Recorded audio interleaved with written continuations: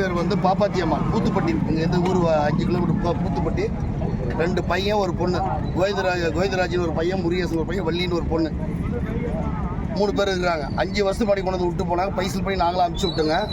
அனுப்பிச்சி விட்டு மறுபடியும் கொண்டு வந்து விட்டு போயிடுது. இப்போ 1 மாதம் கடைசியாக 4 வருஷம் இங்கே இருந்தாங்க. 1 மாதம் முன்னாடி கோவிந்தராஜ் என்ற 2வது பையன்கிட்ட பைசல் பண்ணி ஆட்டோ வச்சு ஏற்றி விட்டுங்க. 15 நாள் நாங்கள் வீட்டில் வச்சுருந்தா எங்கள் வீட்டுக்காரி திட்டான்னு சொல்லி யாருக்குமே தெரியாது பூத்துப்பட்டியில் கொண்டு புளியாமரத்தில் இந்த பொட்டியோடு இந்த அம்மாவை விட்டு வந்துட்டாங்க. நாங்கள் 1 மாதம் பின்னாடி நாங்கள் கூட்டிகிட்டு வந்து வச்சுருந்து பாலவன் டிஎஸ்பி ஆஃபீஸில் போய் கம்ப்ளைண்ட் கொடுத்தோங்க. டிஎஸ்பிகிட்ட ஐயோ இது மாதிரி 2 பசங்க ஒரு பொண்ணு கொண்டு புளியாமரத்தில் விட்டு போயிட்டாங்க, இது சட்டப்படி நடவடிக்கை எடுங்கன்னு சொல்லி டிஎஸ்பி ஆஃபீஸில் கொடுத்துங்க. டிஎஸ்பி வந்து இன்ஸ்பெக்டர் ஐயாகிட்டையும் எஸ்ஐ எஸ்ஐ இது பார்த்து விசாரிச்சு எஃப்ஐஆர் போட சொன்னார். 1 மாதம் ஆகுது, யாருமே வரல. நானும் சொல்லி பார்த்துட்டேங்க. அந்த பாட்டிக்கு இந்த நிலைமை, இந்த வயதான காலத்தில் நிலைமை நான் கொண்டு போய் ஒப்படைச்சு இந்த நிலைமைனா இன்னும் அனாதியாகிறதுல எத்தனை பேர் கஷ்டப்படுவாங்க. இது ஏன் நடவடிக்கை எடுக்கல? இதுக்கு ஒரு நியாயம் கிடைக்கணும். அந்த பசங்க ஏன் கூட்டு போக மாட்டேன்றாங்க?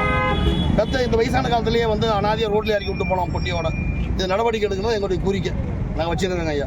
இது தமிழக முதல்வருக்கு தெரியணும். பிளே ஸ்டோர் மற்றும் ஆப் ஸ்டோரில் இருந்து பாலிமர் செயலியை QR கோடு மூலம் பதிவிறக்கம் செய்யுங்கள். செய்திகளை உடனுக்குடன் பெறுங்கள்.